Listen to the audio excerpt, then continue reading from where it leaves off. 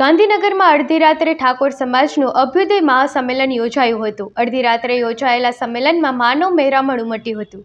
આ સંમેલનમાં સમગ્ર રાજ્યમાંથી ઠાકોર સમાજના સંસદો, મંત્રીઓ, ધારાસભ્યો, પૂર્વ સંસદો અને પૂર્વ મંત્રીઓ, ફિલ્મ અભિનેતાઓ સહિત અનેક મહાનુભાવો હાજર રહ્યા હતા.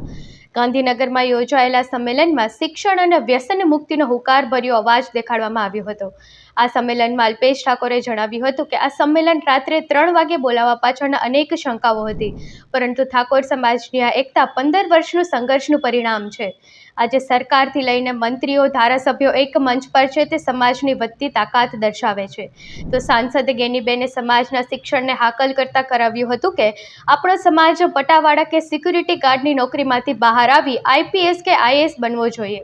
દીકરીઓના લગ્ન 12મા ધોરણ પછી કરવાનો એક સંકલ્પ લેવો જોઈએ. ગુજરાત ક્ષત્રિય ઠાકોર સમાજના યુવા શક્તિને જાગૃત કરવા ઉમદા હેતુની સાથે ગાંધીનગરના રામકથા મેદાન ખાતે અભ્યુદય મહાસંમેલનનું આયોજન કરવામાં આવ્યું હતું.